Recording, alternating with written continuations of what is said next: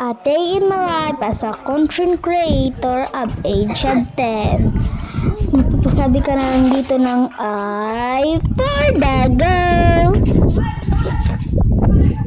Hala, si OA. At dito namin napag-desisyonan ni Aika na dito na lang kami na malapit sa aming barangay.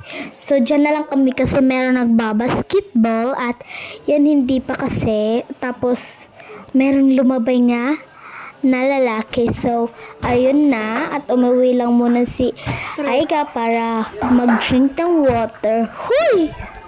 Ayaw ito. Ito mga yung mga nagbabasketball and